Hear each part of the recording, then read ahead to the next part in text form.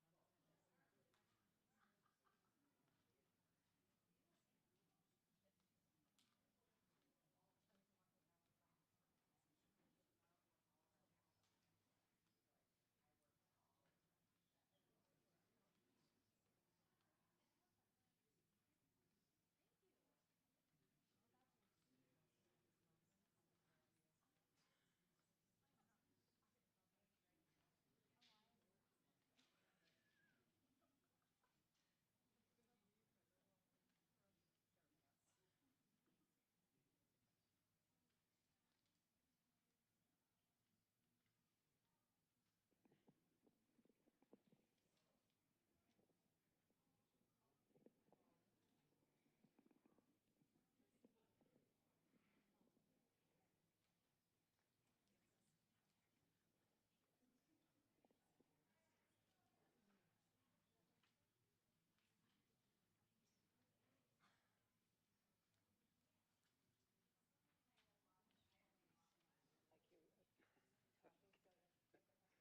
Okay. Thank you. Thank you. Right. Thank you.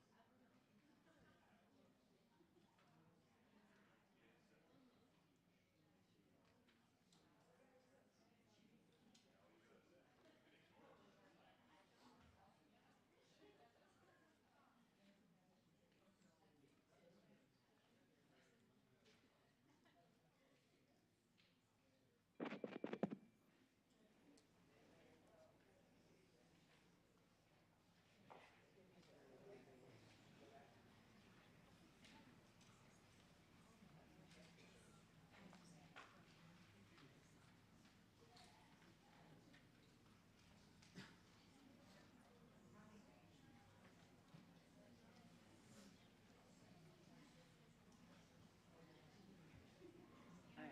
Oh, nice to see you again. Yeah, nice to thank you for coming. Yeah. Oh, you're in for just an amazing treat. Yeah. Yeah. Yes. Great. Thank you. Yay. Thank you. Yeah. So as is our custom, we usually give a 5-minute reprieve for people to filter in. So that's the design of the slight delay. But we're approaching that now. I just want to acknowledge that there will be a crowd of people listening online, following us online. So I first want to welcome those individuals who are logged in and listening to us. Everyone is in for a real treat this evening. We're so excited to have you all here and so excited to welcome Gregg and the panel members afterwards. But I just want to welcome everyone now, and this is our 18th Heinz C. Prechter Memorial Lecture. The history of these lectures was that I think it was around 2016 when we had our first inaugural lecture, and we initially invited famous scientists to come and talk about their work, and that was all fascinating and interesting. People learned a lot. But a number of years ago, we learned of a very interesting book that was by Mimi Baird, talking about her father, who lived with bipolar disorder in the middle of the 20th century. So she came, and it was really palpable. It was just a really profound interest in learning about, hearing about people's experiences and their engagement history or interacting with the systems, both health systems and society in general. So over the years, we've been privileged to have a number of authors, people that live with bipolar disorder, come and speak with us. And so in the current tradition, this is what we're doing again this evening. Tonight's program is made possible by a very generous donation by Dawn and Mary Couch. So I just want to, we just want to recognize them for this. I was in contact with them earlier or later last week, and they had a previous engagement in New York, and so they're unable to be here this evening, but we're certainly with us in spirit. I want to explain the postcards, little 3x5 cards that you will find or be given. So these are to write down questions, observations, or things that you may want to bring up. There'll be a question and answer period with Gregg after his presentation, and then the panel. There'll be an opportunity to ask questions or pose questions to the panel members, and these we would request you put them on these 3x5 cards. And so over the years, what I've noticed is that there's very frequently, kind of common themes that emerge. And so instead of the same question being asked over and again, then I attempt to kind of collate them and organize them and ask a unified question. Sometimes I paraphrase the questions, if you will. So sometimes that is the case. Good. Increase the mic. Okay, thank you. So with that, we have a wonderful technical team here that is really Johnny on the spot, so that's very helpful, so thank you for that. So with that, I want to welcome my friend and colleague, Steve Taylor, who's going to introduce Gregg Martin. Thank you, Steve.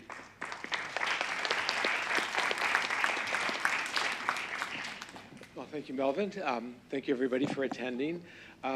Well, I'm very excited tonight because I've never been able to introduce a real general. So I'm very pleased that Major General Gregg Martin, retired, is going to be our speaker tonight. Dr. Martin, who is also a Ph.D., in addition to be a general, although he says he just likes, if you call him Gregg, forget Major General, doctor or such, and I'm sure you'll appreciate Gregg, Dr. Martin's, General Martin's personality around that remark. But he's been remarkably accomplished on the academic side. He's got 2 master's degrees from MIT on national security strategy, both from the Army and Naval War Colleges. He has a bachelor's degree from West Point. He commanded the 130th Engineer Brigade in combat during the first year of the Iraq War. He is also, as I learned tonight, an Army Ranger, in addition to being an engineer. He served in multiple overseas tours and was awarded the Distinguished Service Medal twice, the Bronze Star Medal, and the Combat Action Badge. Dr. Martin also lives with bipolar disorder, which is, of course, why we're here tonight, to hear him talk about his own experiences and that he's detailed in his book about the Bipolar General, My Forever War with Mental Illness. So please join me in welcoming Dr. Gregg Martin to the stage.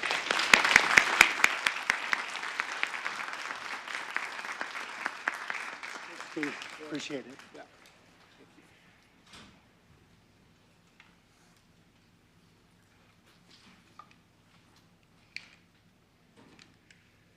Hello, everybody. It's a huge honor to be here, and I want to thank Melvin and Wally for putting this in, Stephanie for putting this whole thing together, and I'm sure there are other people, but I really appreciate the invitation, and I'm thrilled to be here. I have a special connection to the University of Michigan. My mother-in-law is a 1952 graduate, and she grew up in Ann Arbor and really loved this place. So it's wonderful to be here.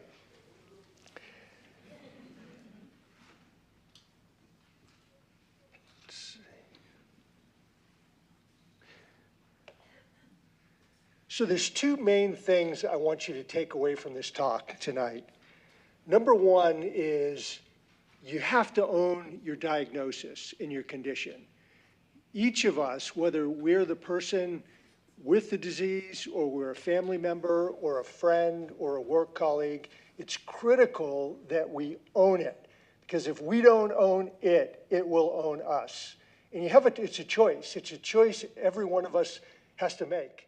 Are you gonna be embarrassed, ashamed, stigmatized, or are you gonna own it, manage it, embrace it, and move forward with your life and make a difference? So that's number one, own it.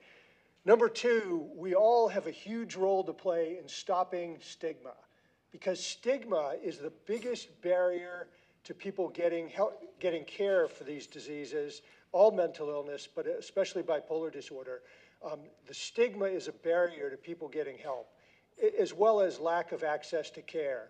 But each of us as leaders, and you're a leader by virtue of just being here tonight, we have a role to play in stopping stigma, and I'll give some ideas on how to do that.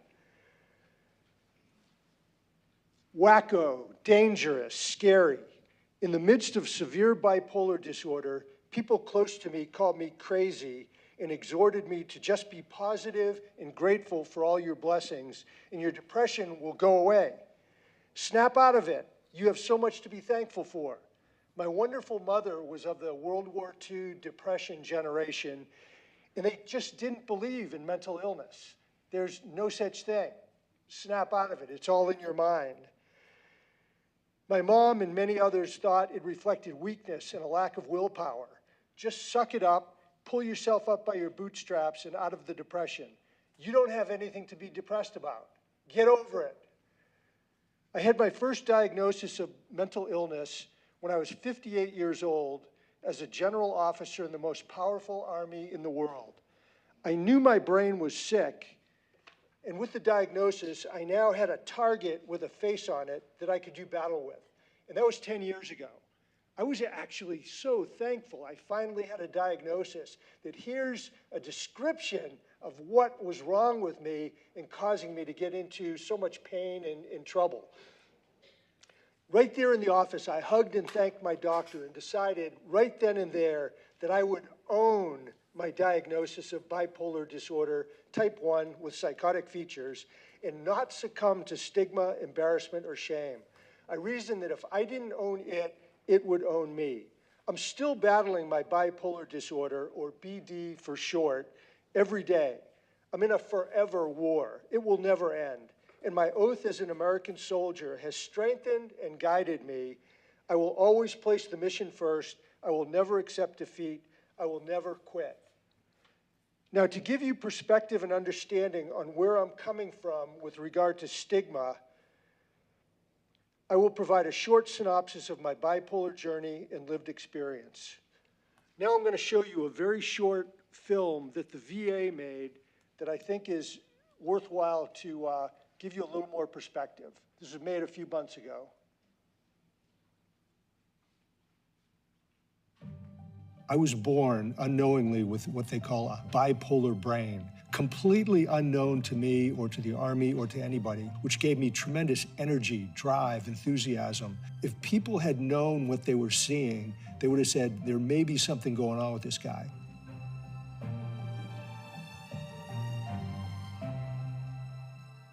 Hello, I'm Gregg. I served in the U.S. Army from 1975 to 2015, and my branch was engineers. Once I graduated from West Point in '79, I went to Army Ranger School, and then I did all the jobs that you do as an Army officer, and then I ended up making 1-star and 2-star general. In 2003, I had a triggering event, the Iraq War, and it sent me into mania. But it was a high-performing mania in which I performed better than I ever had in my life. I felt like Superman, bulletproof, didn't need sleep. After being manic for almost a year, I fell into terrible depression. I went to the doctor during the mental health screening and said, hey, there's something wrong with me. And the doctors evaluated me and they said, you're fine, there's nothing wrong with you. And they couldn't see past my success, high-ranking officer. 11 years after the Iraq War, I went into full-blown mania. I had paranoid delusions that people were out to get me. They were spying on me. They wanted to see me arrested. put in jail, tortured, murdered in prison. But when I would dip into depression, it would be the opposite, and all I wanted to do was to die. I ended up getting removed from command, which is a nice way to say I was fired, forced to retire, and then later hospitalized. And I, on my own, went back to the same doctors and said, hey, doctor, there's something really, really wrong with me. And this time my wife came and she said, you know, he was manic before and now he's depressed. They connected the dots and they said, oh, mania, depression, bipolar disorder. I am not going to be stigmatized, embarrassed, ashamed. A battle buddy from the Army and my wife got me into a very good VA hospital in White River Junction, Vermont. And it was tremendous treatment, medication, therapy, electroconvulsive therapy. So I actually spent 6 weeks living in the VA hospital. It stabilized me. It kept me from getting worse, but it didn't make me better. I didn't get better until a few months later when they prescribed lithium. Once I started taking lithium, within about 3 or 4 days, my symptoms vanished. They went away, and I came back to life with energy, enthusiasm, interest. So what my therapist, I think the most valuable thing she has done for me is to help me figure out what are the triggers. And think in a military setting, you have minefields. And what the military does is it tries to figure out where are the minefields, and you put like a fence around them. So what I figured out how to do was to say, this is a trigger, this subject, this event, this location, and I don't go there. I'm good about getting exercise and working out, going to the gym, going out for walks, things like that. I've got friends who are terrific. I've told all of them that I have bipolar disorder, and here's the symptoms of mania and depression. And I said, hey, when you see me going into either the mania or the depression, please come talk to me. Tell me that you're seeing these symptoms. If you have a mental health issue and you don't get help, you're looking at a path of destruction. Anything I can do to take my near-death experience, where I wanted to die every day for 2 years, and transform it into a plus, an inspiration for others, then that's what I do.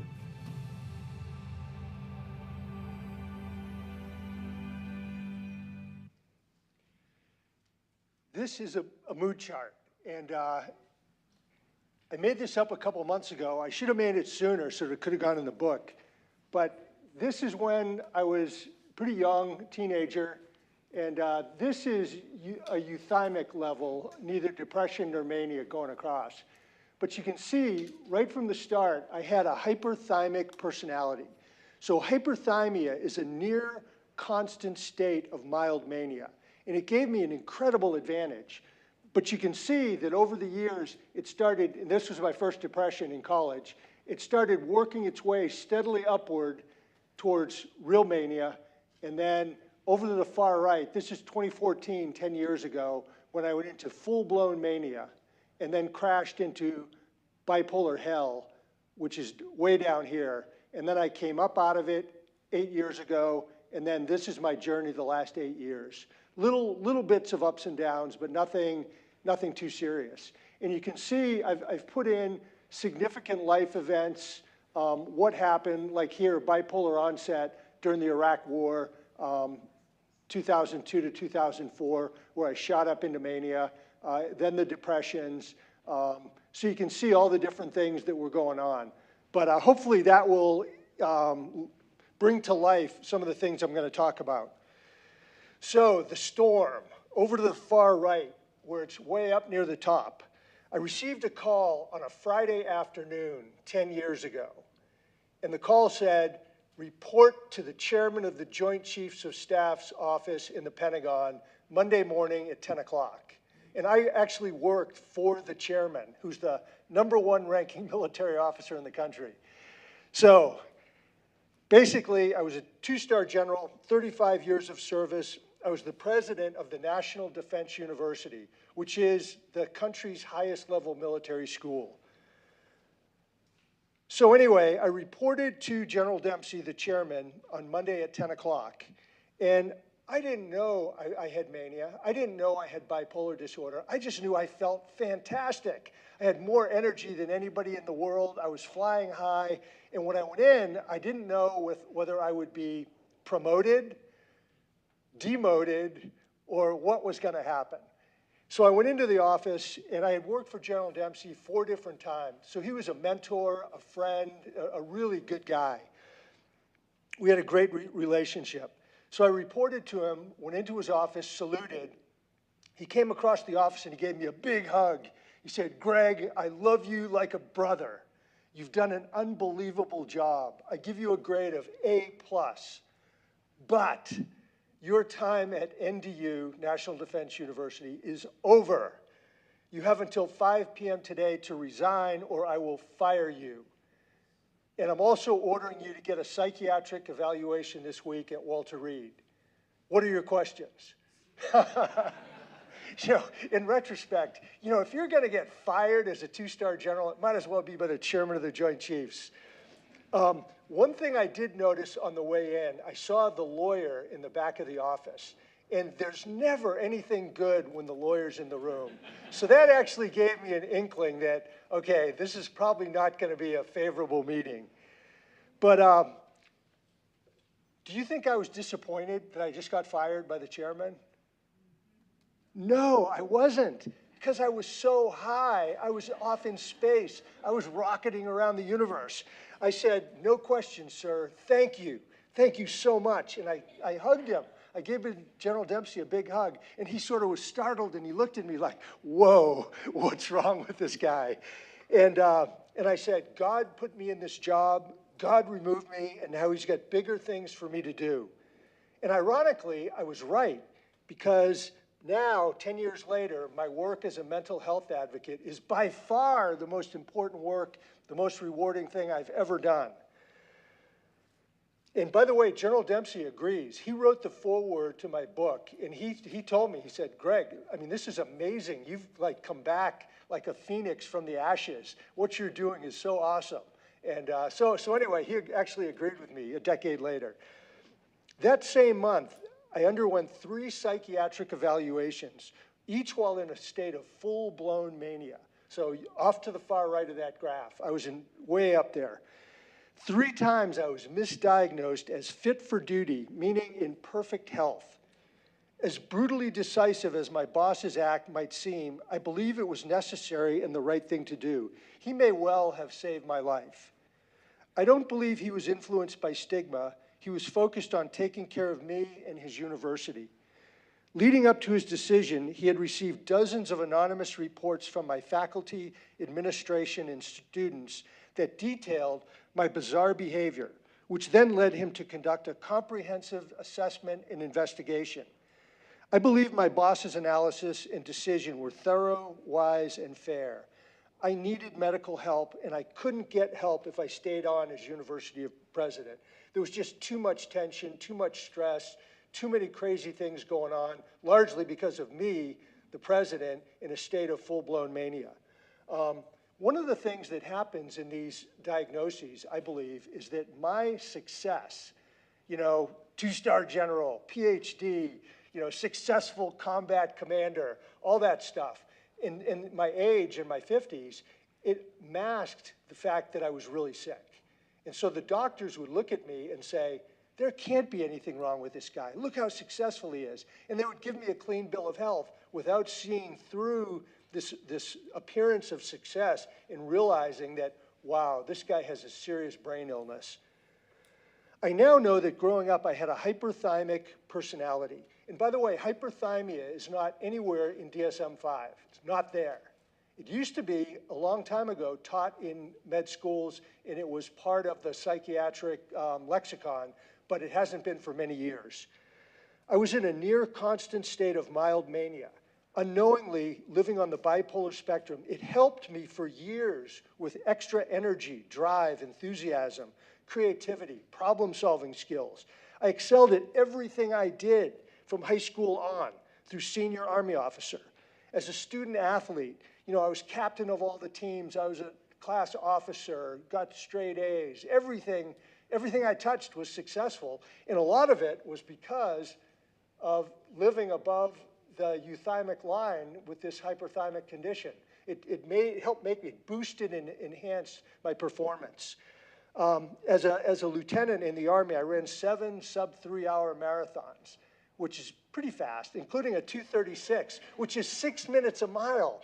I mean, that is, and I'm not like a super track star, but it was just another example of how, my life, I was just living above the norm, again, largely fueled by all the extra chemicals going through my brain. I went to all the key commands and military schools, from West Point, Ranger School, to the Army War College, from company commander to brigade commander in combat, to commander of Fort Leonard Wood, and then in civilian graduate school at MIT, where my mission from the Army was to go get 1 master's in engineering. And I came out of it with 2 masters and a Ph.D. Now that is not normal human behavior. If somebody had looked at me with an objective mind, they would have said, whoa, that's a great achievement, but something's going on there. That is not really normal. And you can see this, I gave quite a spike to my MIT years. So I was going along, I was climbing up the path to mania, and then boom, MIT.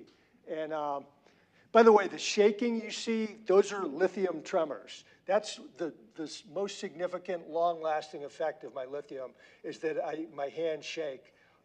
But it's a small price to pay for my brain being healthy. Hyperthymia enhanced my talents, but I was slowly, year by year, into my 40s, inching my way up the bipolar spectrum toward actual bipolar disorder, or BD. And again, the bipolar spectrum is not in the DSM. I had many talks with my psychiatrist over the years where I said, okay, I accept that my onset was in 2003 in Iraq. I accept that, I got it. What did I have the day before? They said, well, you had nothing. I said, you mean I flipped a switch and I went from nothing to all of a sudden I was manic? They said, yes, because that's the way they were trained. And we know that's not true, that there's a spectrum, and you can see from this chart how I was working my way slowly up the spectrum. Throughout my career, as I was being promoted from 2nd lieutenant on up to 2-star general with ever more important and prestigious assignments, my BD was flying under the radar. It was unknown, unrecognized, and undiagnosed to me and to everyone around me. Eventually, I cycled into higher highs and lower lows with psychosis. My success masked my BD. The other things why people never noticed, and I worked with thousands of civilians and soldiers during those years of bipolar disorder. Nobody was trained at that time on what the basic symptoms were, so no one knew what they were looking at. So all these thousands of people that I was around during all those years, they just looked at me and said, wow, this guy's got unbelievable energy. He seems a little out there. He's got good ideas popping out of his brain like, every 10 seconds. But he's a good commander. He's motivational. We like him. He's funny. He's got a big personality. We're successful. And so they never knew or realized there was anything going on. Plus the success I talked about. And then the other thing is, even if they did realize something, most of my people really liked me a lot because of my personality. So they didn't want to see me get in trouble or get fired, because then they were worried that they'd get a commander that they didn't like, who wasn't as fun and wasn't as successful. So that's all the things that were kind of going on. At age 47 in 2003 in the Iraq War, I was a key battlefield commander in charge of more than 10,000 soldiers in fierce combat, to include the conventional high-speed armored assault to Baghdad, toppling the Saddam Hussein regime, and then a year of savage guerrilla counter-terror warfare. So that was my experience in Iraq. And as a commander in combat, what you largely get paid to do is to rapidly anticipate and create solutions to complex, unexpected problems while under fire, often making near simultaneous life and death decisions. This altered the wiring and chemistry of my brain. In 2003, I shot into my first real mania when we attacked from Kuwait into Iraq. I felt like Superman. I was the happiest I'd ever been in my life. I was like so joyful and euphoric. It was unbelievable. And I mean, I was all over the battlefield, literally moving around, checking on the soldiers, checking every mission, figuring out solutions to complicated problems. It was probably the most the happiest year of my life. I don't think I've had anything close to it before or since. I performed brilliantly by all accounts. It helped get me promoted to general. But upon redeployment to Germany, the thrill of combat behind me, I fell into a 10-month-long depression. And that was my first full up-down BD cycle. Again, BD helped me for the most part until it didn't. And you can see when we came back from Iraq, let's see, so here was the onset. So I shot up into mania, and then I crashed way down. And this was a 10-month depression back in Germany. That was a pretty rough period of my life. And by the way, when you come back from combat, you undergo a complete health examination to include your mental health. And so I talked to the psychiatric nurse, and she said, "How are you doing?" I said, "Not good. I feel really terrible. I was great in Iraq, but now that I'm home, I feel awful." And she had me describe it. So I told her about my depressive symptoms, and she said, "Well, what do you do to deal with the depression?" I said, "Well, number one, I try to force myself to go get intense exercise. If I can force myself to do it, that is usually a good thing. Second, I listen to intense rock and roll music that just lifts me up. And I said, if that doesn't work, I go to intense motivational Bible verses that will lift my spirits. And then if that doesn't work, I drink heavily." And so the nurse said, "Well, it sounds like everything's fine to me." And she said, "You're fit for duty. Just keep doing what you're doing." But by the spring and summer of 2014, 10 years later, and you can see there were a lot of ups and downs during that time, ups and downs. And by the way, that chart is not completely accurate, the lengths of time, because I was probably manic for about 80 to 90% of that time, which was an advantage because it lifted me. But by the spring and summer of 2014, I had skyrocketed into full-blown mania, which I describe as madness and insanity. I was disruptive, bizarre, over the top, frightening, out of control. I swung from euphoria and extreme enthusiasm to agitation, anger, and rage, infused with delusions, hallucinations, and extreme paranoia. I barely slept for about 3 months prior to getting fired. My speech became more rapid and pressured. New ideas flowed constantly. I interrupted continuously. My meetings went over. I wore gym clothes to work in a very formal environment. And people would say, "General, aren't you supposed to be in your dress uniform?" I'd say, "Yeah, I am, but I'm paid to think, and I can think better in my gym clothes." My grandiosity and religiosity soared. And, I thought for real that I was the smartest person in the world. I believed I was given a mission from God, that I was the Apostle Paul in uniform to transform the U.S. Department of Defense and come up with a global institution to create world peace. My religiosity soared. I was out of control religiously. I was doing over 30 significant religious events per week. I mean, everything that I possibly could, I was doing, whether it was Bible studies, prayer breakfast, discipleship training, you name it. I was spending hours and hours every single day doing intense religious things. I talked nearly nonstop. I stopped doing paperwork. My meetings ran over. I was repeatedly late. My risk-taking and lack of self-control were severe. I believed I could fly, that I was the smartest person on earth. My enemies were spying on me in a plot to get me fired, convicted of crimes against the government, jailed and murdered. Like the Apostle Paul, I believed I had become all things to all people. I saw the Holy Spirit descend and watched as a flock of demons attacked our house. I repelled them with Bibles, crosses, and holy water. And there were much, much more, many more examples. And I put down a whole bunch of them in my book. And I couldn't put all of them down.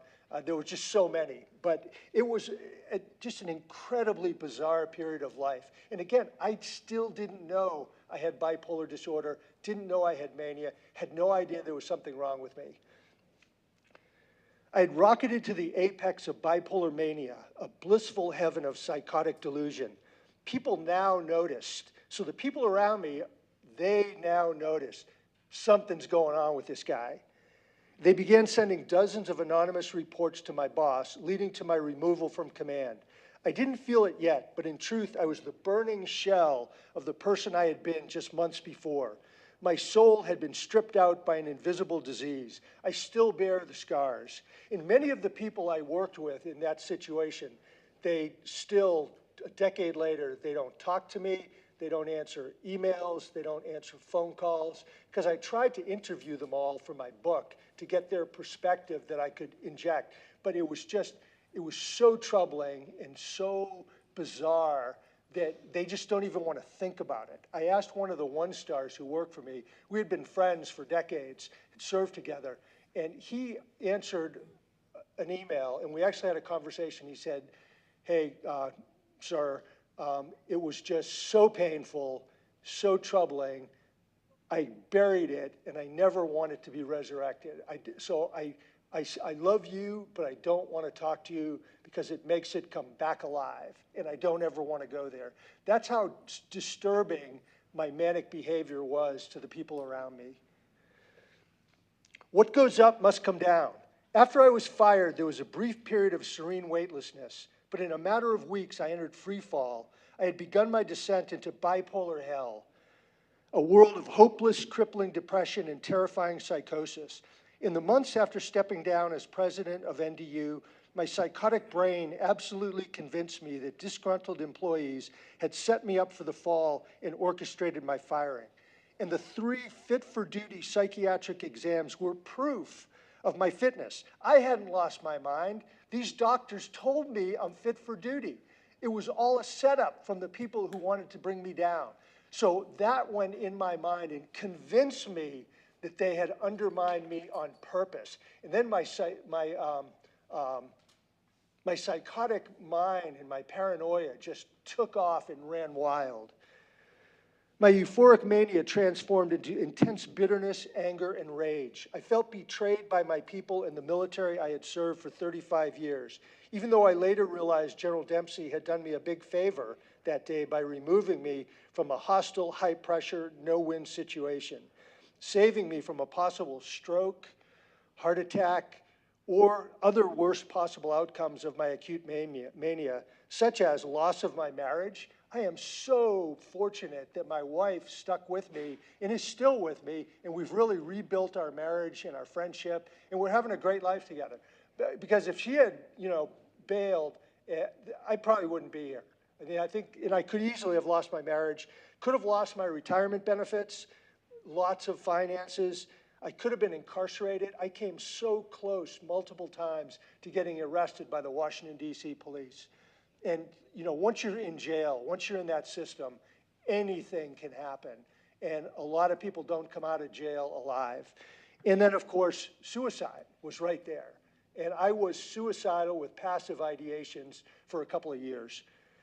Over the next 4 months, though, after I got fired, I spiraled, then crashed into a complete breakdown, mind, body, and spirit. I went from euphoric mania to despair, malignant depression, and harrowing psychosis. I had never felt so weak, crippled, and helpless. As my sick brain caused me to descend into bipolar hell, things went from bad to worse over the next 2 years. Every day was worse than the one before. It was indescribably awful. I had no hope. I believed I would never recover. I just wanted to die. In November 2014, 10 years ago, I forced myself to go back into Walter Reed to the same doctors who had misdiagnosed me as being perfectly healthy. And this time, instead of being in mania, I was in depression. And based on key collateral information, which is critical, I tell everybody, when you go see the doctors, bring other people in with you, a family member, a spouse, a friend, a colleague, because the doctor sitting in an office across from the patient, there's only so much the doctor can glean from that appointment. Whereas this appointment, I brought my wife Maggie in, and guess what? She saved the day. She basically said, look, he's obviously severely depressed right now, but just a couple months ago, he was off in outer space with mania, and the lights went on for the doctor. The doctor said, wow, that's very interesting. Okay, he has depression now, he had mania before, manic depression, bipolar disorder, and they diagnosed me right there. And they were right, because it's been upheld by a whole bunch of psychiatrists in the last decade. But that collateral information from Maggie really was a lifesaver. That's what caused the doctors to get it right. And all this happened 12 years after onset in Iraq, which, by the way, is about average from onset to diagnosis, is about 10 to 12 years. So I was about on time. Both the VA and the Army Medical Department had a question. How did this 58-year-old general get bipolar disorder? Because they're used to seeing people in their teens, early 20s, not someone in their 50s. Mine was late onset. But they both conducted independent inquiries to figure that out. How did this happen? And they both independently determined that my BD onset was in 2003, age 47, during the Iraq War, and that my genetic predisposition for BD was triggered by the intense stress, thrill, pressure, and euphoria of leading troops in combat. And you can see that on the mood chart. So this is a key point. I was in the doctor's office, barely alive, not even functional. And I decided right then and there, and this might be an Army thing, might be being an Airborne Ranger, combat veteran. I said, I am going to own this diagnosis. I am not going to be stigmatized, ashamed, or embarrassed. And I said, those feelings are all based on fear and ignorance. I knew BD was physiologically real, like diabetes, cancer, and heart disease, so I was not about to allow anybody to stigmatize me for my brain disease, and I haven't. I haven't been stigmatized. I mean, there's people who won't talk to me. I look at it, that's their problem. But I am not going to let that happen to me because it makes no sense. I hugged and thanked my doctor, telling him that I finally had a target with a face on it. BD, type 1 with psychosis that I could do battle with. So now I knew who the enemy was. I knew what it looked like. I could see it. I could study it. And that's an Army thing. When you're going to go to war, you study the enemy, the opponent, find out what their strengths and weaknesses are, how to deal with them, how to beat them. And so that's what I did. Parenthetically, I also had the lived experience of 2 of my sons with BD, which to me, I knew that it was a physical malady of their brains. Their onset was before me, and I helped both of them fight stigma as teenagers. Today, the 3 of us share a strong and helpful bipolar bond. We sort of have our own little 3-way support group going on, and we talk about this stuff, and it's really very, very helpful. One of my sons is living at home with us right now. He's extremely perceptive, has read everything about psychiatry and mental illness, and he can sense my moods way before I can. And it's so helpful.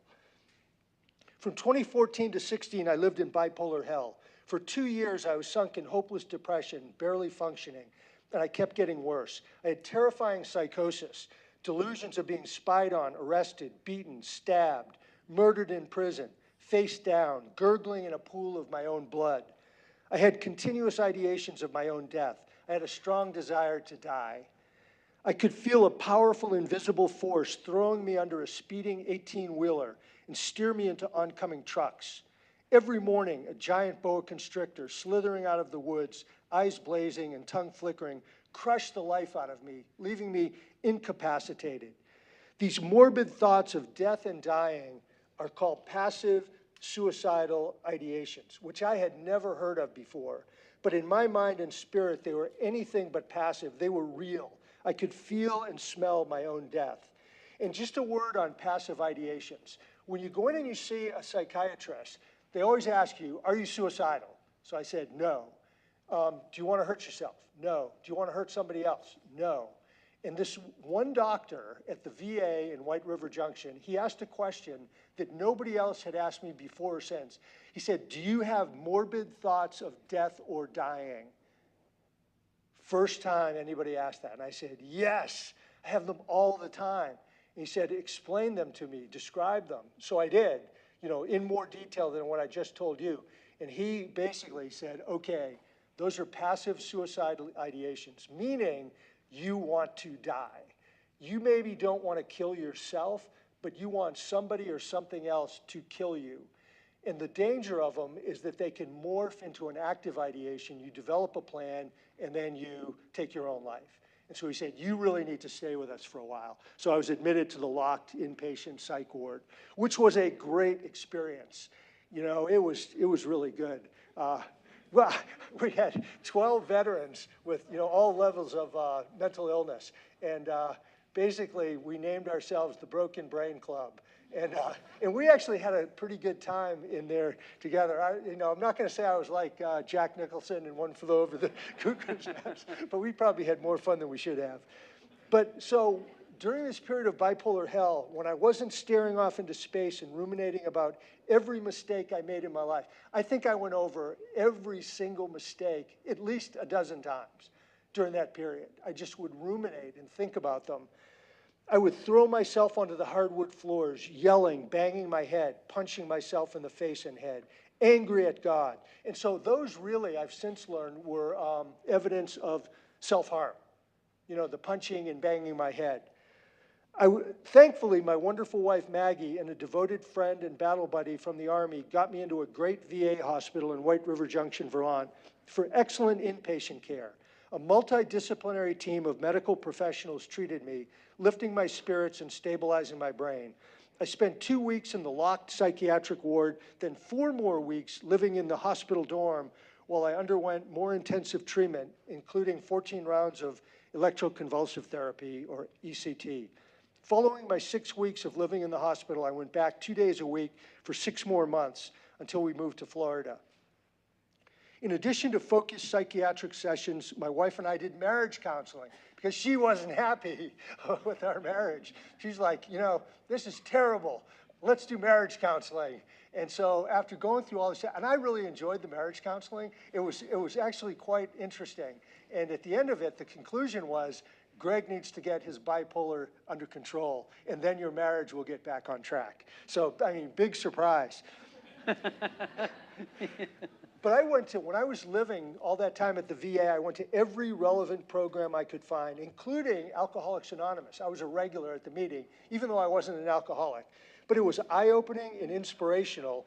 I found it to be really interesting. I liked the people that I was there with. They all had stories that made me feel like, wow, you know, they're way worse off than I am. And so I have a lot to be grateful for. But that AA treatment, the methodology and the way they treat you to think and to approach problems and the peer support was very, very helpful. And I still use principles today. I was eagerly willing to try anything that might help me break my depression and improve.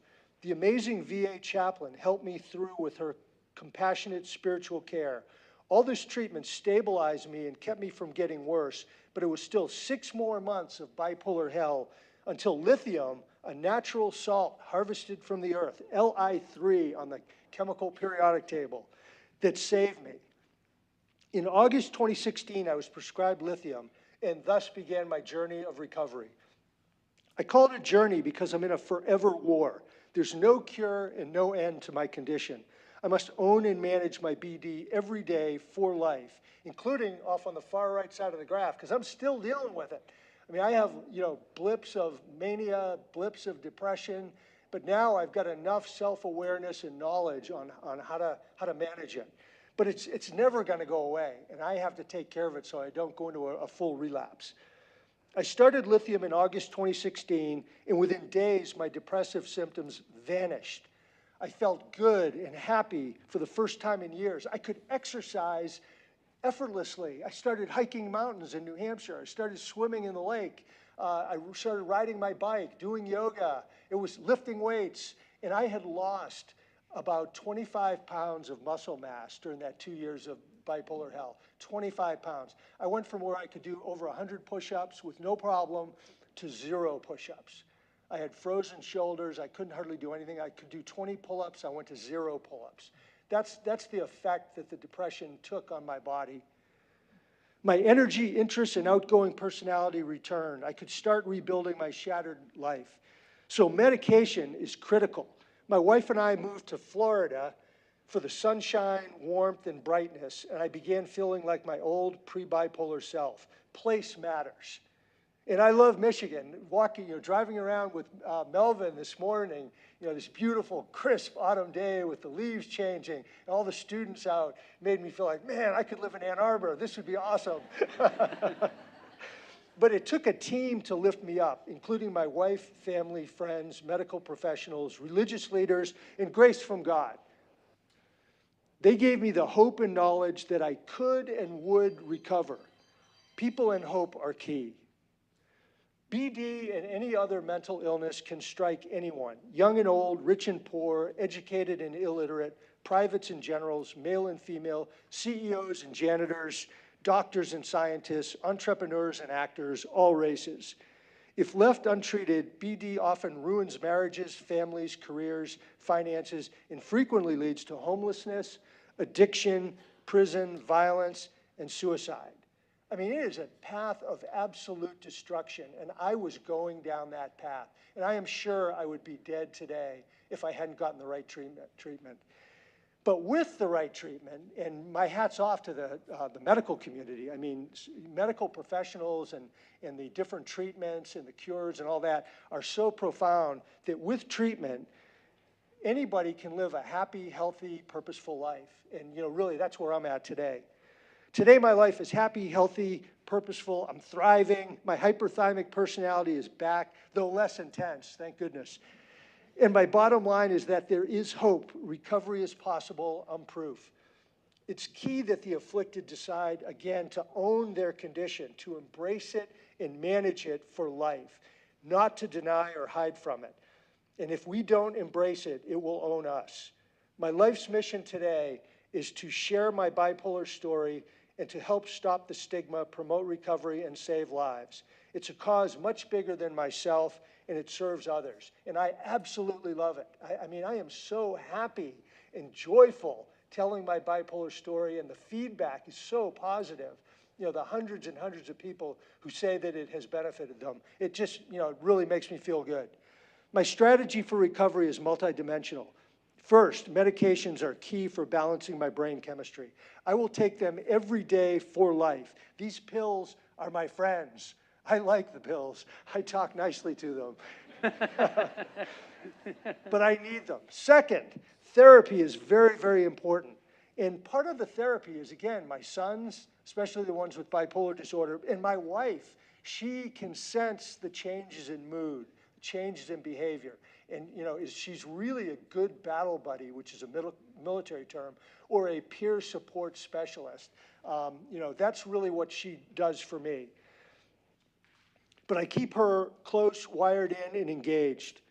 Thirdly, I maintain healthful living, good diet, sleep, exercise, water, low stress, etc. These first three elements of my strategy are necessary, but not sufficient for a recovery that's built to last. They must be anchored into the 5 Ps. And the first P is purpose. Find or create a life mission that drives you forward. And only you or we can do that. No one can do it for us. We have to design and craft and grab hold of our life purpose. And I think that's the most important of the 5 Ps. The second P is people. To surround yourself with happy, fun, energetic people who lift you up. And one of the things, when we moved to Cocoa Beach, we didn't know anybody. We've got an incredible network of happy, fun friends. We're in a dancing group. We dance, the music, go to karaoke parties. It's really, really fun. And with my friends, I've done full disclosure. I've told all of them, hey, I live with bipolar disorder. And guess what everybody says? Oh, I have bipolar disorder, my brother does, or my father, or my friend, or my neighbor. Everybody is touched by some form of mental health condition. It might not be bipolar disorder, but it's some kind of brain thing. And when people ask me, because I have a license plate that says disabled veteran, and they said, well, what's your disability? I said, well, I have a brain thing. And they said, well, I got a brain thing too. What's your brain thing? And I tell them bipolar disorder. And so what it creates is it really reduces stigma, it enhances openness, and like I said, I've given in the film, I've given a card to my closest friends and said, look, here are the symptoms, tell me if I'm going there. Third P is place, living in a place that makes you happy and you can pursue your dreams. The fourth P is perseverance, the will to win, never give up, fighting spirit. The fifth P is perspective, developing the ability to get out of your own head and think objectively about your own thoughts, or metacognition. An example is if I start getting paranoia in my head that so-and-so doesn't like me, I can, through perspective, I can say, well, wait a minute, that's not true, that they like me. In fact, they're not even thinking about me. They're thinking about themselves, their own family, their own job.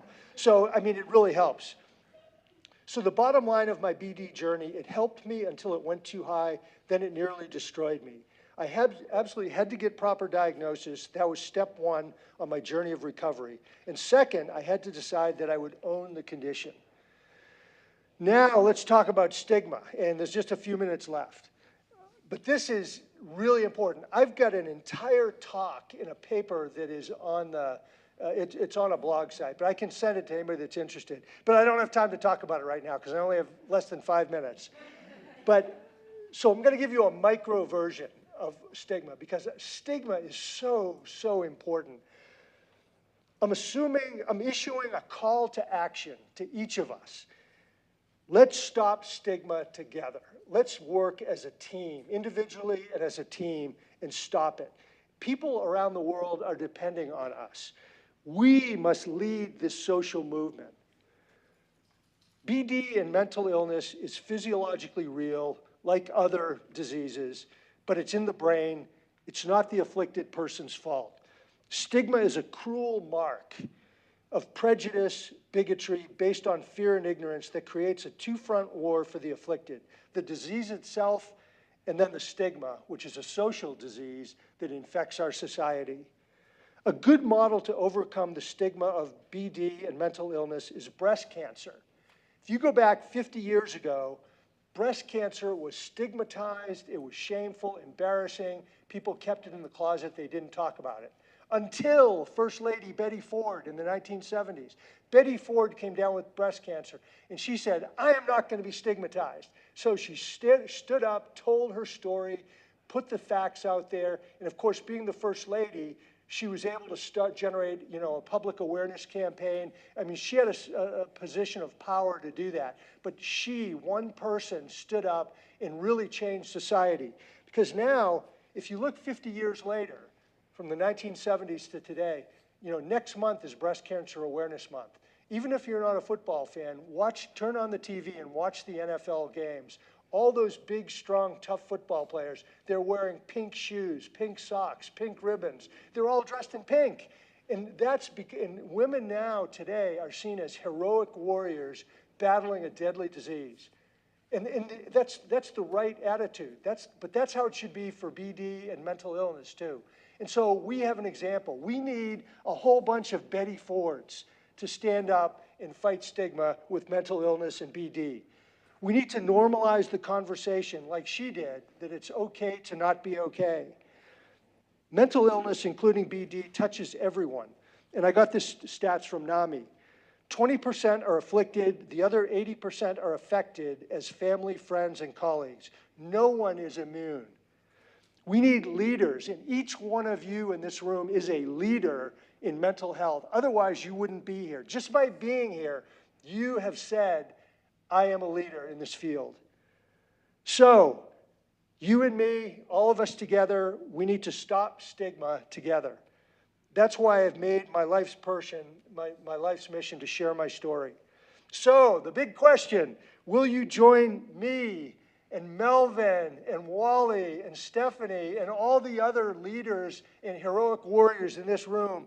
Will you join us in this momentous social movement to stop stigma? We need each one of you to own your condition and to help stop stigma, to share your story, whether it's about your story or someone you love, their story, and you will help to save lives.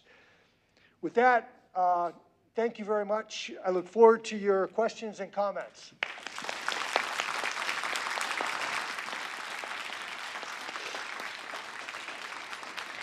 You're welcome. Thank you, everyone. Thank you. Thanks. So, we are going to ask you to stay here. We're going to have some questions for you. So there'll be some 3x5 cards kind of coming up. But I just want to thank you on behalf of the Heinz C. Prechter Bipolar Research Program for such an inspiring, motivating presentation and for telling your story like this. So thank you so much. It was wonderful to hear. Thanks, Melvin. I'm inspired. Oh, great. I'm just, what are we going to do? I'm ready to get out there. Let's go. We got to do, yeah. Take the hill. Yeah, take the hill. So we have now, I think, several minutes, 15 minutes that we have for an opportunity to ask Gregg some questions. And so as we have done over the years is that we'll be collecting the 3x5 cards, bringing them up here, and I will then relate them to Gregg. But in the start of the questions, Gregg, one of the things, so firstly, I'm really impressed with this figure, and we'll talk more about it potentially later. But the concept of triggers, we were talking about this last night and at a lunch today, and speak to the crowd, or speak to us about what is a trigger? What does a trigger mean? What does a trigger do to someone who lives with bipolar disorder? A trigger is something, you think about a trigger on a gun. You pull the trigger and the gun goes off.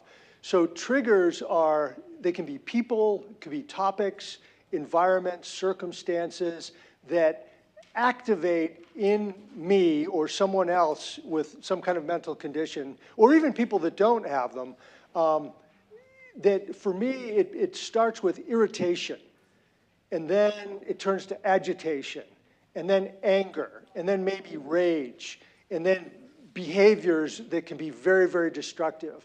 So for me, the thing that really concerns me is the negative side of these reactions, the anger, the rage, possible violence. So what I've learned from myself is that there are certain topics, locations, situations, people that trigger me, that make me go off, that launch me into irritation, agitation, anger. On the flip side, the happier side of the triggers, what I discovered is that where you can see that I've blipped up over on the far right side. I told you I love to dance, and I'm not a good dancer, but it's really fun. And there's certain music that I just love that makes me super happy. And so the dancing group has karaoke parties. And so the karaoke, the combination of the karaoke and the dancing and then drinking a beer or two elevates my spirit to the point where I can feel I'm going into hypomania. I'm getting too happy. I'm too wound up. And Maggie really can see it. She's like, calm down, take it easy. How many beers have you had? I think it's time to go home. We need to get away from here. And so that's also dangerous because, those upward triggers could then go from, feeling really great to hypomania, possibly shoot up into mania. And then once you're into mania, all bets are off. I mean, you're off and running, and what goes up must come down. And so from the high-level mania, you're going to crash into some form of horrible depression, which I never want to go to again. Thank you. So there's a question really in the wake of that regarding the breakthrough episodes. And so we see on the graph here, that you have breakthrough episodes or breakthrough periods of, things going up and down a little bit despite being on medication. So the question is, how do you manage those breakthrough periods? Well, since I started taking, when I was diagnosed so I was diagnosed, after I had crashed into terrible depression. So I got a diagnosis here. And I got prescribed a bunch of different medications. There was probably a dozen medications over a period of months. And none of them helped me at all with the depression. They just didn't do anything except make me fall asleep. And so I worked with therapists. I worked with doctors. I tried to do the stuff they said. But I was in such a horrible state of depression during this period, such terrible depression, nothing worked. I kept getting worse. It was just horrible. But once I got on lithium, started taking lithium, I climbed out of the pit, out of hell, and I started to recover and get better. And this is where I've been. So I'll give you an example of what happened. I just told you about sort of the manic side, the hypomanic side from 2008 on, so during my recovery. But there's a few times when I went into depression. And it really scared me. And this wasn't that long ago, it's just in the last couple years. I woke up, and in the pit of my stomach, I could feel depression. I knew it was real depression. And it scared me because I never wanted to go there again.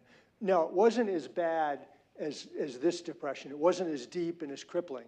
But I said, I put everything to work that I had been taught by therapists and doctors and that I had read and talking to other people. I said, okay, I have depression. I need to get a hold of this. And so the first thing I did, I would, in bed, I said a prayer. Then I thought how much I have to be grateful for. And then I said, I have to get out of bed. So I forced myself out of bed. Now, right there, this is proof that the depression wasn't that serious. Because if it had been super serious, I couldn't have done those things. And I knew that. And then I said, okay, make your bed and get a quick win. Then it was go get a cup of coffee. Then it was go out on the porch, look at the beautiful trees out in the backyard, read a devotional, think happy thoughts, be grateful for Maggie and the kids. Then the next big thing was get your clothes on. Then it was go ride your bike to the gym, go to the gym, lift weights, even if I could hardly lift any weight. And then, so these depressions, I was able to kind of pull myself out of them through this, sort of self-medicating myself with the things that I just told you. And in each case, each of these several depressions, I was able to come out of them fairly rapidly, between 1 and 3 days. And then I got a hold of my doctor and said, look, here's what's happening. We need to adjust the medications. And I'm really worried about this. So we changed meds around a little bit.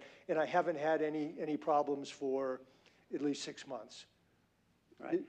So there's a number of questions here that relate to therapy and the importance of therapy. You mentioned that you and your wife went to marital counseling. You mentioned also your engagement with AA and that. So there's a number of questions here that focus around, how important is therapy to you? What is your vision or ideas as to how therapy helps? The biggest thing that has helped me from therapy, and I like my therapist, she's terrific. It's interesting though, I'm kind of a curious patient for her. And so I think it's a form of therapy for her to talk to me, because she loves to come in and just talk. And so we have these interesting conversations that I think she really, really enjoys, but I don't really get that much out of it. But she did really help me with this idea of triggers, pre-identifying the triggers, and then like I talked about, it's like a minefield. Put a fence around it, don't go there. So I've cut certain topics out of my life. I don't talk about them. And these are things I used to love talking about. I used to love talking about politics. I don't anymore, it's a trigger. So I just don't go there.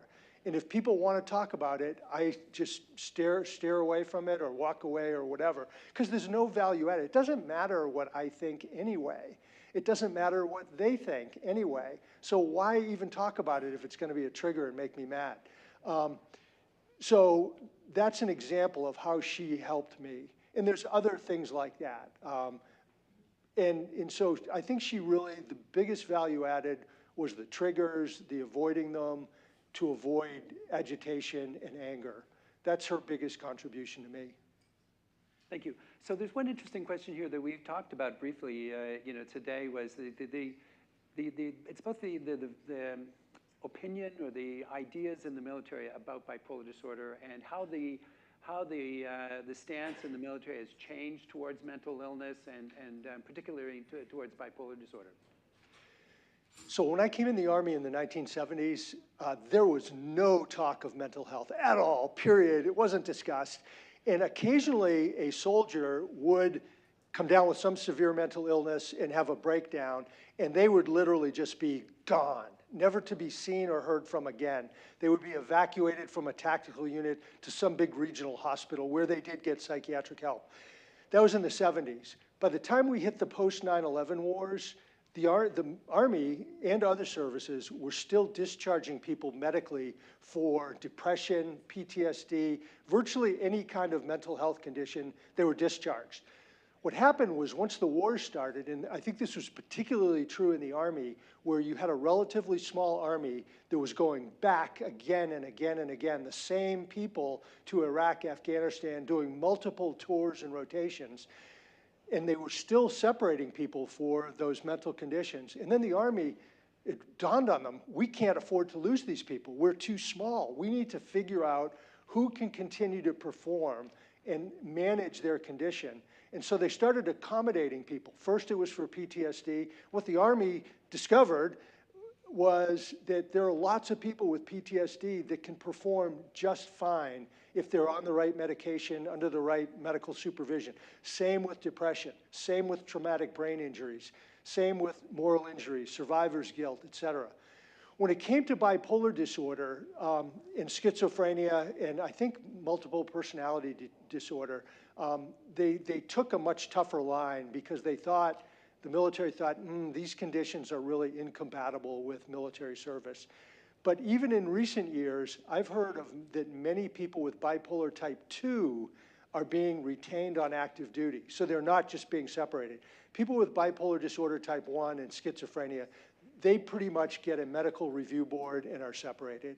So like me, if I had been diagnosed earlier in my career without a retirement date, I would have undergone a medical review board and been discharged for bipolar disorder type 1.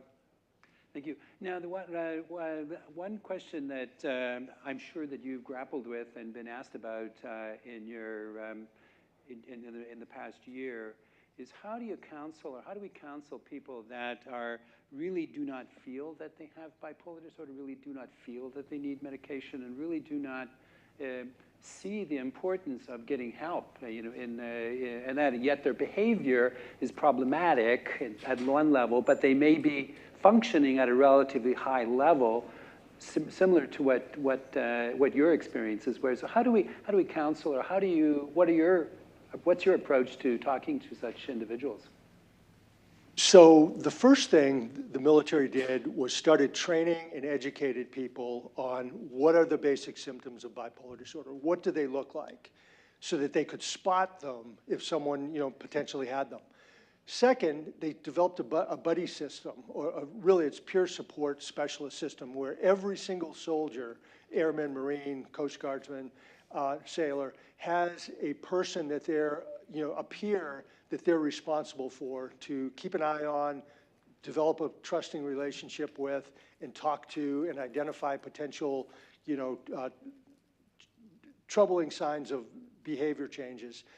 And then the Army teaches them how to have the hard conversation. How do you tell somebody, hey, this is what I'm noticing in you. I'm troubled by this. I care about you. I love you like a brother or a sister. I'm worried. Let's take a look at this. So what has to happen is, and oh, by the way, the military has done a good job of resourcing more and more mental health capability at lower and lower levels. So it's down where the rubber meets the road. So the way it really should go down is if the person is seeing something troubling, they should say, hey, Mary, hey, John, here's what I'm observing in you. And remember our training that said these are symptoms? I'm seeing that in you. I care about you. I'm not trying to persecute you. Let's go visit the social worker or the chaplain or the person closest to us who has training in mental health. Let's go see them. If there's nothing there, that's good news. If there is trouble, then we want to get you into the system so you can get care. Because if you don't get care, you're going down a path of destruction and ruination. But if you get care, you can live a happy, healthy life. Exactly. So that's... Well put. Thank you. Okay, you're welcome. That's exactly what we need to hear. Okay. Yeah. No, I mean, getting treatment helps. Yes. But it's that fundamental point in time where an individual all of a sudden needs to get it, if you will, to use an appropriate, I don't know, a term, that something can be done, something can help. And that is that inflection point in a person's life that we're looking to pivot them into getting treatment. I think your book goes a long way to providing some insights and examples of people who can really live a wonderful life with treatment. You know, one of the things in the military is this command authority. Like my boss ordered me, you will go to Walter Reed this week and get a psych eval.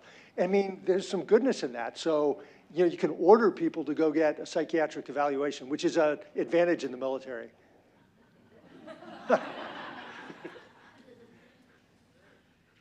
Yeah, so we're at the Q&A portion here. We're working my slides. I should have put this up as we were having the questions. So thank you very much. And now I'm going to, so firstly, thank you, and thank you all for bringing up your questions. I have a big list of questions here, and we'll be bringing them up in the panel. I'm going to invite the panel members to now come up and take their seat. And Greg, we're going to have you just have a seat right here. And the panel members will join us up front. So just a few words about the Prechter Program. This program is now 20 years standing. We started our longitudinal study 18 years ago. The premise and the background for setting up the longitudinal study was that I came from an institution where I was focused on the genetics of bipolar disorder, and we were constantly in a position where we thought, you know, gosh, if we just had more information, if we just had more data, we need more data on this. And so in coming to the University of Michigan here, thanks to John Graydon, with the partnership of the Prechter family, we were able to embark on this longitudinal study of bipolar disorder. And one of the key features, I think, that has been part of our journey, and thanks to the phenomenal researchers that have joined us, and I'm referring to Sarah Sperry, Anastasia Yoakum, as you saw on the figure earlier on with Gregg's pattern, was this variability over the course of time. And so Sarah and Anastasia have been working on looking how we can define that in a more organized scientific way to measure the stability of an individual over time that lives with bipolar disorder. And Gregg, you exemplified within your presentation and your figure the nature of the stability and instability over time. And so we saw those big, jagged spikes, and then after the treatment of lithium, there's still a little bit of movement in there, but it's much less. And so the stability has increased dramatically taking lithium. You would agree with that? Yes. Thank you. And so this is what we're exemplifying, because I think this stability or lack of stability is one of the signature features of bipolar disorder that we are studying. Oh. Okay. Is there another slide? Okay.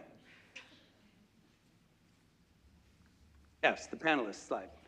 And so with that, I'm going to, so we've heard the introduction of you, Gregg, and I'm going to invite the panel members now to introduce themselves, and then we'll start the panel discussion. So Amy, we'll start with you. I'm Amy Kilborn. I'm a professor of learning health sciences and also psychiatry here at the University of Michigan, and director of health systems research, the national program of VA research for the U.S. Department of Veterans Affairs. Hi, I'm Sagar Parikh. I like to describe myself as a moody guy because I study mood disorders. I'm a professor of psychiatry, a psychiatrist, and former primary care doc as well. Hi, I'm Callie Lake. I'm a program manager for the Office for Health Equity Inclusion here at Michigan Medicine. I previously worked for the Department of Psychiatry and Depression Center under the umbrella suite programs for MSPAN, supporting, and PAVE specifically was the program, so taking those who served on active duty and wanted to transfer to academia and supporting them. So that was a mental health program. At its core, I also chair our Veterans Resource Group for Michigan Medicine and support our Disability and Chronic Conditions Resource Group for Michigan Medicine, and I served 20 years in the military as well, to include a combat tour to Baghdad. And sir, I'm going to own it, and I have a brain thing too. Yeah, so I have PTSD, depression, anxiety that is associated with my service. Thank you. Hi, I'm Kirsten Gutherman. I am one of the participants in the Prechter longitudinal study. I've been part of the study since, I believe, 2020. I also am a licensed Master of Social Work, and I run a zero suicide grant program at a community mental health agency. I work in suicide prevention, which is, along with bipolar disorder, something that I have struggled with for a very large portion of my life. So I'm very excited to be here with you. Thank you very much. And I just want to remind everyone that I have a bunch of 3x5 cards here, but we also are welcoming additional cards. So if you have additional questions directed to the panel, then please bring them up. But the first question I think is really profound, and that can be addressed by many in the panel, is that what was the most difficult part of, to use your words, Gregg, owning it? I'll start with you, since it was your phrase. I really did not have a hard time with that. And I know stigma, self-stigma, all that is a really serious, important issue. But, you know, once I got the diagnosis, I said, thank you, I got it. I now know what is wrong with me, because there was obviously something really wrong. And plus I just got fired because of it, and, you know, ordered to get a psychiatric evaluation, forced to retire. And so once I got that diagnosis, I said, thank you, doctor. And I decided that I made a decision. I am going to be open about this. I'm going to tell it like it is. I'm going to live my life. I'm going to become a warrior for bipolar disorder and mental health. And it was just like that day. And then it slowly built over time to where I decided I was going to speak and write articles, write a book, you know, go on the speaking tour. And that was it. Thank you. Are any other panel members care to comment on this question? Yeah, thank you. It was hard to own it. I didn't get a diagnosis for PTSD or depression until after my service, until I retired. And it was hard to own it because of the stigma that you talk about. And for fear, my last 8 years of service, it was an intelligence officer where you hold the highest security clearance, and for fear of losing my job. I think the hardest thing for me as far as owning it goes is people who don't want me to own it. And that's really hard for me because I had a very similar experience where when I finally received the diagnosis, it was like light had shined upon me because I finally understood what was happening. And I have found that as a mental health professional, unfortunately, we run into stigma within our own field. And we are often the helpers, but we're not supposed to talk about the things that we personally struggle with. So as someone who works in suicide prevention, it's very important to me to talk about my lived experience in that regard. And with bipolar disorder, which is a stigmatized diagnosis, you know, we talk about depression, we talk about anxiety, but we don't talk about psychosis in very kind ways. And when I originally wanted to talk about lived experience as part of the grant program, my supervisor told me no, because it would reflect poorly on me, on our program, on my abilities to do my job, and joke's on her, because last 2 years ago we did a grant event that was entirely on lived experience within the mental health field, and professionals who have had suicide attempts who now work in developing suicide care, and it was absolutely phenomenal. And every time I do something like this and talk with people, we get their stories, and you know, I wasn't allowed to talk about this, and so the biggest problem for me was people who didn't want me to own it. Mm-hmm. Right. Well, thank you for sharing that story. It's very compelling. So some questions about treatment and specifically ECT. And so, Dr. Parikh, could you comment on ECT and bipolar disorder, the indications and the effectiveness of ECT? Well, first of all, I think there are many treatments for bipolar disorder, and it's a very exciting time to be working in this area because there's so much research that is pointing in different directions. And ECT is, or electroconvulsive therapy, is just one form of brain stimulation. You know, we're used to using chemicals, right? Medicines and things like that to alter how our brain works. It makes sense that, you know, neurons, brain cells, talk to each other with electricity. They don't actually only use chemicals. They also use electrical signals. So it makes sense that some kind of stimulation that affects electricity could work. And that's why we have something called transcranial magnetic stimulation, which also, by manipulating magnetic waves, actually induces electrical currents within the brain in such a way that it promotes certain brain circuits to heal, fundamentally. Our most profound brain stimulation technique, so far anyway, is electroconvulsive therapy.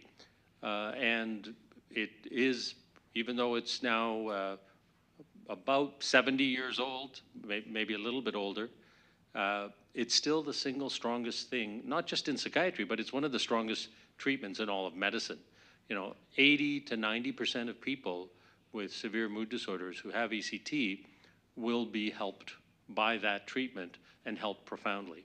And it's the thing that we reach for when we've tried all the other treatments, and that includes sophisticated psychotherapies, inpatient treatment, you know, ketamine, and all kinds of other medicines.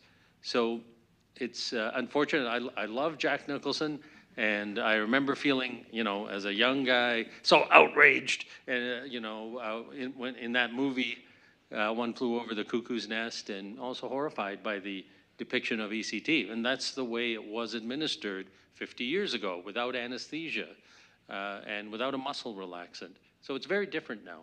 And it's available here at Michigan, right, in our communities here. Yeah, well, I'm not.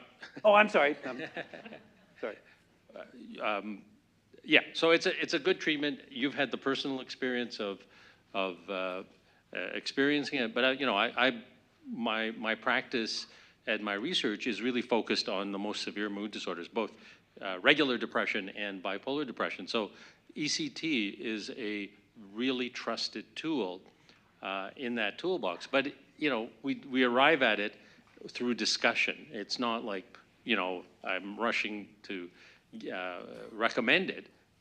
We try all kinds of other things, and where appropriate, we consider ECT. Thank you.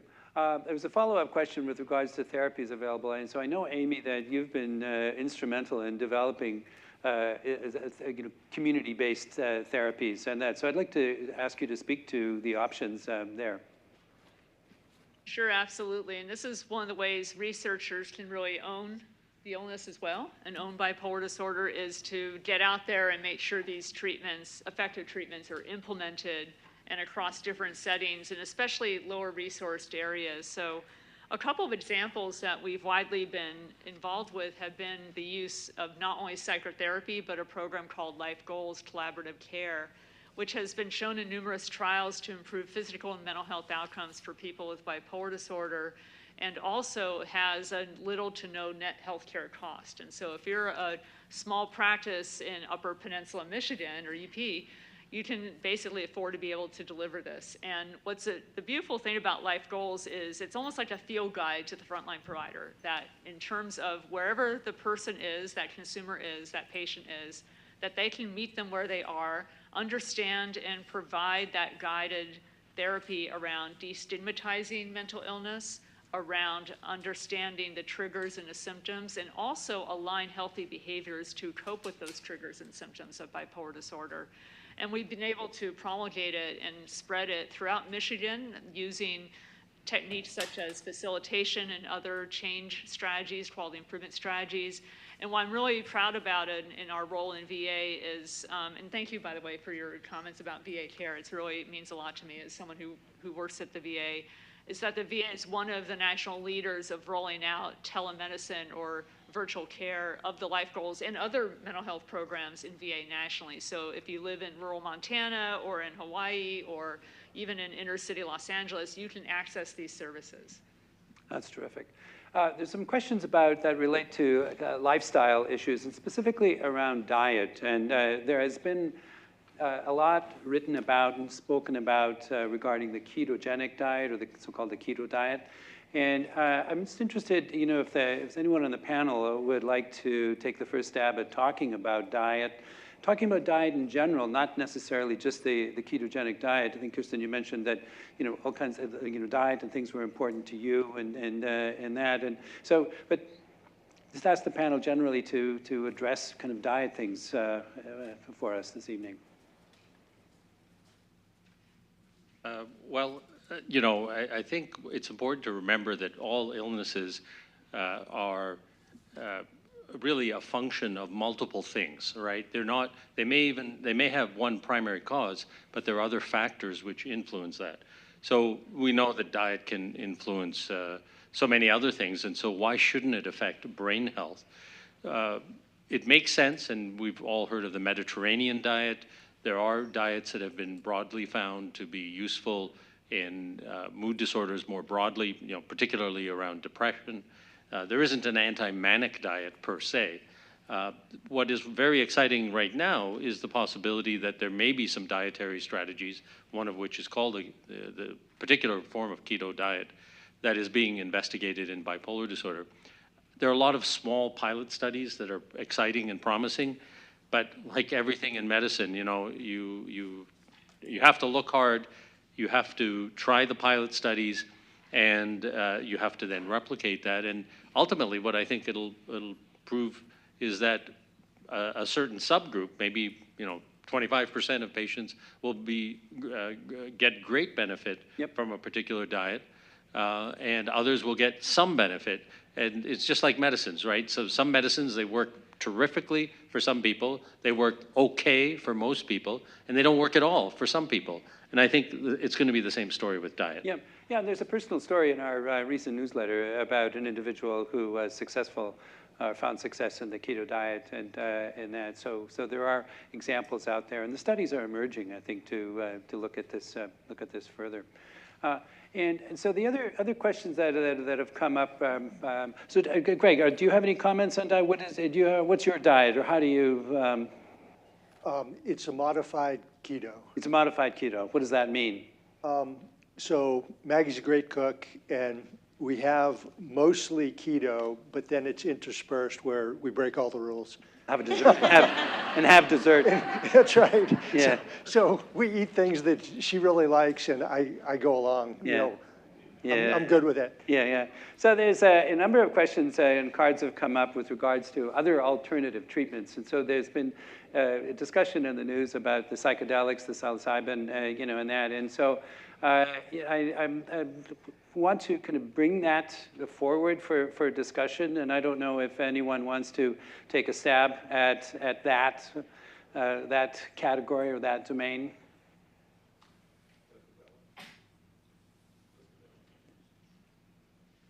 Nobody? Yeah, well, it's a very sensitive thing. Were you going to say something? Actually, I just got an email from a really profound psychiatrist that I'm friends with in Boston. And so it's a huge debate. It's on the ballot in Massachusetts to make it completely legal. And so you have the Massachusetts Psychiatric Association arguing strongly against it, saying this is really dangerous.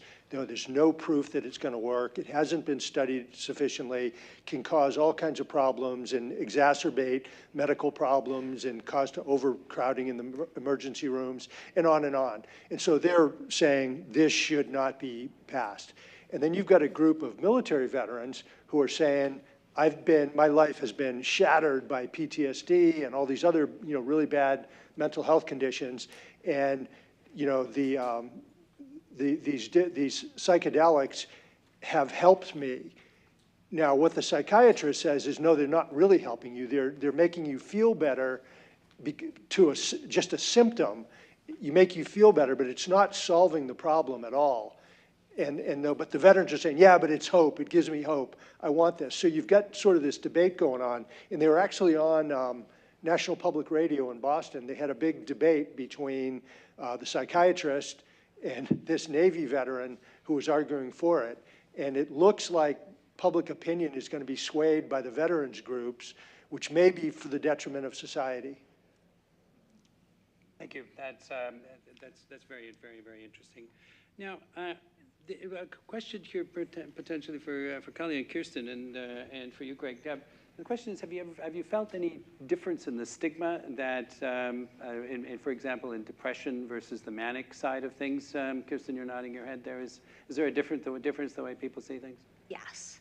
100%. I think when we look at anti-stigma things and we hear it's okay to not be okay and reach out to your friends and things like that, which are amazing, and things like NAMI are doing such good work with the books that they put out and the campaigns that they put out. But then when you wind up having something that's kind of difficult or like makes your relationship bad or makes your friends upset, then the anti-stigma talks kind of stop, and it just turns into, why are you still like this? Especially I've found with psychosis. I have no problem talking about my bipolar disorder because I think that it's so important.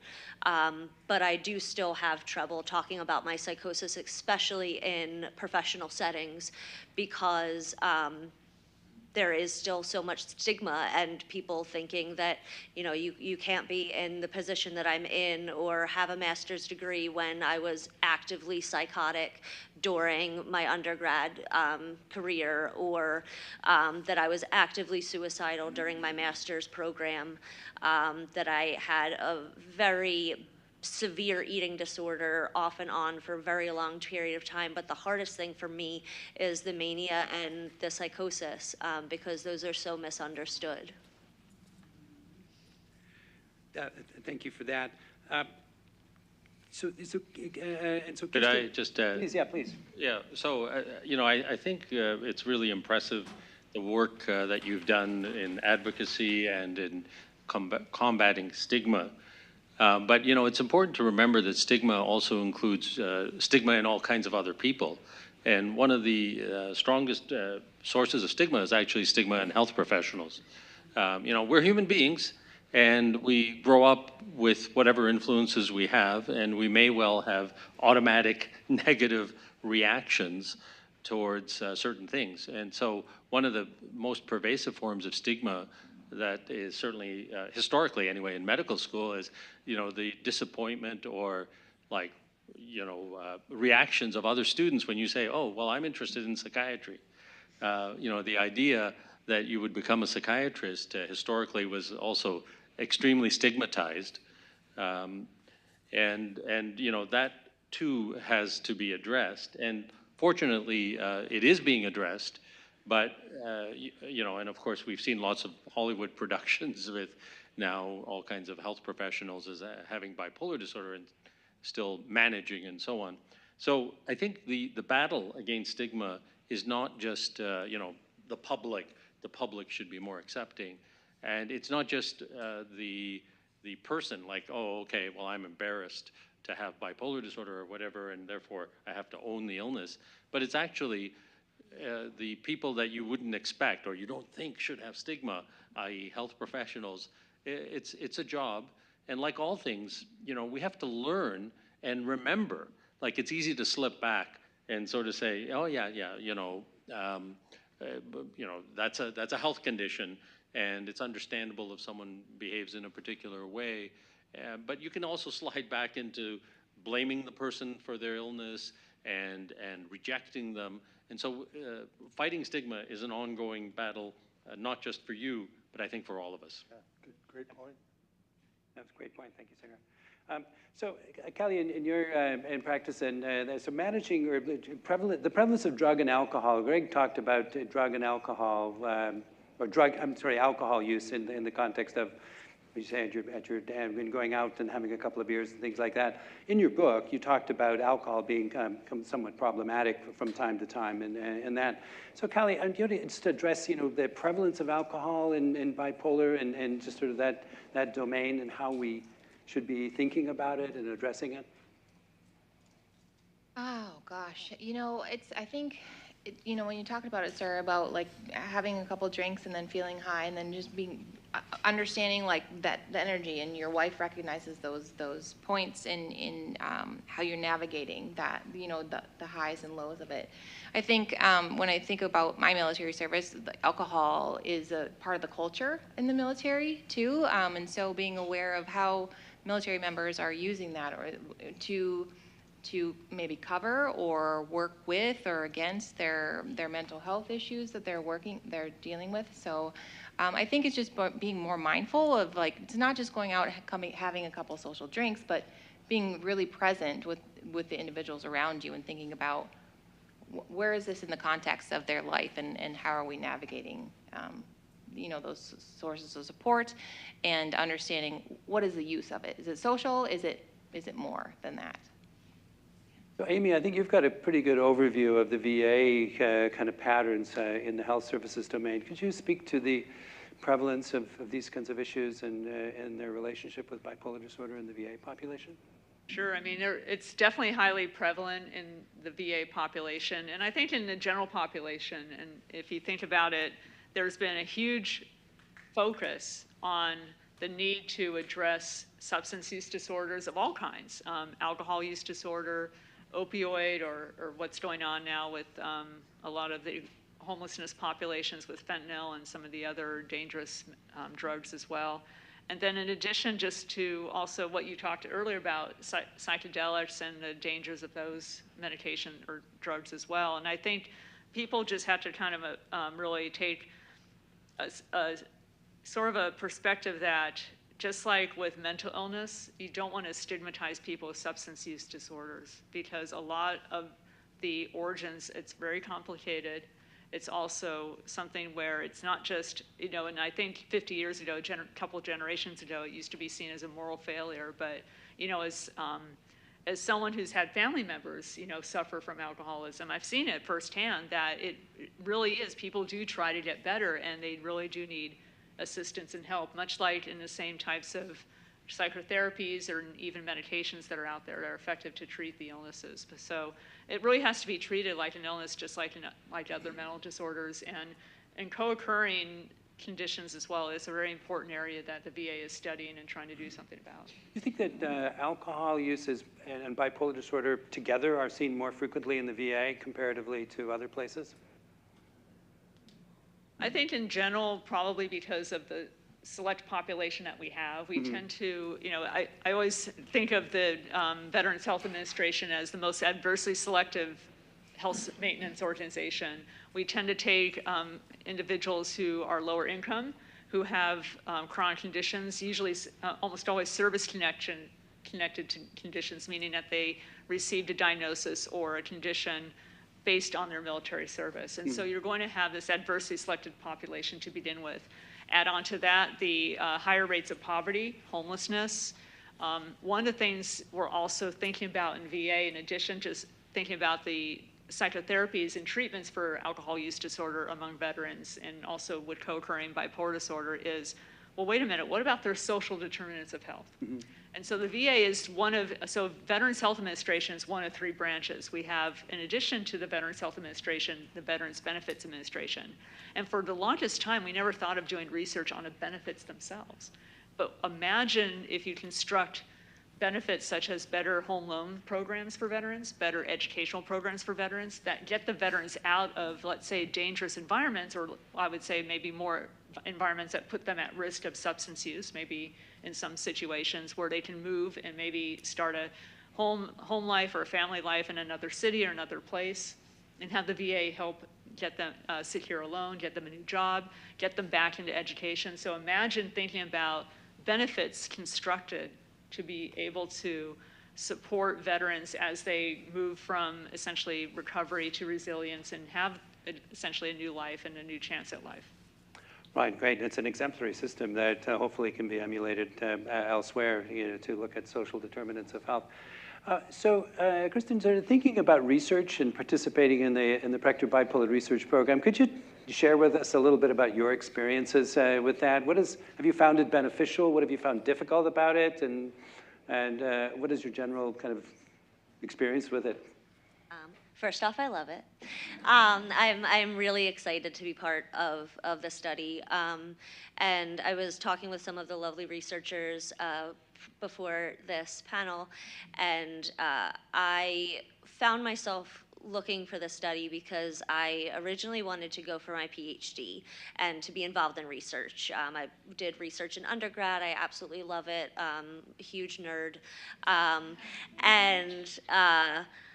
I knew, though, that if I went for my PhD, I would probably kill myself. And so I chose to do my master's program instead because I thought I could survive 2 years instead of 5 years. It was still very hard to make it through that grad program. And so being a part of the study initially for me was phenomenal because I still got to be part of the research. I got to feel like I was connected with that academic community that I wasn't able to join like I wanted to. I love feeling special and like I'm helping people.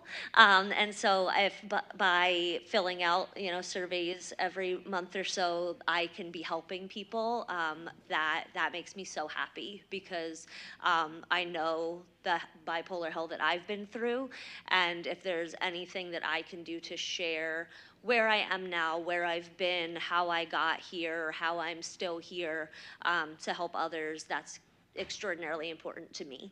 The hardest part, I would say, is remembering to do the surveys when I get the emails, because I do the thing where I look at it on my phone, I'm like, oh, gotta do that later, and then forget. So that's the hardest part for me. It's really not hard to be part of the study. It's lots of different measures and stuff. It can take a while to fill them out, but it is so, so essential. And getting to talk with the researchers today about like what my data points wound up on their posters as is just really cool. That's really cool. No, thank you. And so we appreciate you filling out the measures on this regular basis. And just to say, your work and your contributions are part of papers that are now being published and are going to be very influential papers. So thank you very much for that. We really appreciate your partnership. Thank you. Now, there's a couple of questions that came out here that'll be, for Kelly and Greg to sort of address with your military kind of background, and that is the differences or the overlap between PTSD, bipolar disorder, mood disorders, and that. And so there's, the individual, painted out a bit of a Venn diagram where things are overlapping. And so, perhaps start with you, Kali, of your, observations over time as to how both the military thinks of this, what you think of this, how should we be thinking about the overlap of these conditions? I think it's complicated. Sometimes, you talk about numbers, being a small force, and wanting to retain and recruit individuals. So thinking about how can we have those individuals with mental health issues serve their country. And so I've been in leadership meetings. I ended my career as a director of operations. I've been in leadership meetings where you have leaders that are really committed to supporting those individuals with mental health issues, and you have ones that want to just wash their hands and to transfer them to a different unit or be done with that. So I think it's complicated. I think they're doing a lot better job, and there's overlap, but there's also at times too, I think too, so my background is in social work, and I imagine many people in this audience have a mental health background, so there's a greater understanding. But even in the military or in the civilian world, you think about your supervisors and individuals in leadership position. How much do we expect them to really understand these issues, and be able to navigate that in a supervisory role as well? So I think about that both on the military and civilian side, and it can be complicated, and there's lots of overlap, but I'll turn it over to you, General. So one of the things that has happened with, the interviews I've done, the podcasts, the articles, the book and all that, I get lots of emails, people want to talk to me, and the most profound ones are parents of service members who have come back, and they have exactly what you described, Melvin. They have serious PTSD, they have depression, they maybe have bipolar disorder, they maybe have a traumatic brain injury. So you've got this comorbidity of all these different conditions. And, the parents realize that their kid needs help. So and the kid is not in a position to work or get an apartment or live on their own. So the parent brings the kid in and says, okay, get well, go see the doctors, take care of yourself. But it reaches a certain point where the relationship breaks and the parent said, I can't take it anymore, you need to move out. And then the kid moves out, and the next thing you know, they can't keep a job, they can't pay the rent, they end up homeless, addicted, in jail, and then suicidal. So it's not handled well in many cases. I've got the case with my own son, who is living at home with us now. He's about 40, but he had bipolar disorder, and during the big surge in Iraq, they needed troops so badly, he got a waiver, and he went in the Army, and he was special forces, did combat tours, and so he had bipolar disorder to begin with, which then flared up and got much worse serving in combat. Then he got really bad PTSD, and then he got some other conditions. So all of this kind of ganged up on him, and his life just was shattered. His wife divorced him. He was, severely suicidal. He started drinking heavily. And so one of the things I learned from these people was bring him in, said, hey, come live with us, take care of yourself. And so he did, and he worked really hard for 2 years. And there's been some expert medical professionals, psychiatrists, therapists, and others at the VA and in the civilian community. And he's doing really well now, 2 years later. I mean, the PTSD is under control, the bipolar disorder is under control. He's still, there's still risk, but because of medical professionals like you, yourself, and many in this audience, I think they've done a pretty good job with him. But he has worked very, very hard. And even though we've had some tense moments with our 40-year-old son, living at home with us, it's been good. My wife's a saint. I mean, she is just, it's like magic. She calms the waters whenever things get tense. I'm like, ah. But I don't know, did that answer it at all? Very good, yeah. So as a final question directed to you, Sagar, about other treatments, we've heard a lot about the successes of lithium, and unfortunately not everyone either responds to or tolerates lithium. So there's a question about what are the alternative mood stabilizing strategies to lithium? In terms of medications, I think you also have to think, what is the problem? Are you facing lots of episodes, or are you really stuck in a bad depression? So most people have heard a lot recently about ketamine, and the early research is showing quite a bit of promise in the short run for specifically for bipolar depression. For regular depression, I run the ketamine clinic at Michigan Medicine, and so for regular depression, ketamine works well and seems to endure. For bipolar depression, its effects seem to be a bit more transient. But, when somebody's suffering a lot, you can offer something that generally, if it's going to work, it works quickly. So that's really valuable. The development of other approaches, particularly transcranial magnetic stimulation, this treatment has actually been around now. It's been FDA approved for regular depression for close to 20 years. But because it's a little bit complicated and it's somewhat expensive, not that many places offer it, but it's a really good treatment. It hasn't been officially approved by the FDA for bipolar depression, but it actually does work, and there's a new variant of it that was developed in the last few years out of Stanford called the Stanford TMS protocol, and that was FDA approved just recently for regular depression. And it worked. It was a very intensive form. 10 times a day, you get that stimulation for 5 days. And that was extremely effective for the majority of people with regular depression. The first pilot study using that was just completed recently with bipolar depression, and it's showing similar results. So we're still a ways off from applying that to bipolar disorder more widely. But TMS, the new form of TMS with theta burst, that's a particular technique used, is very promising as well. I was a little hesitant to answer your earlier question about psychedelics. I'm actually doing a psilocybin study, but for regular depression, not for bipolar depression.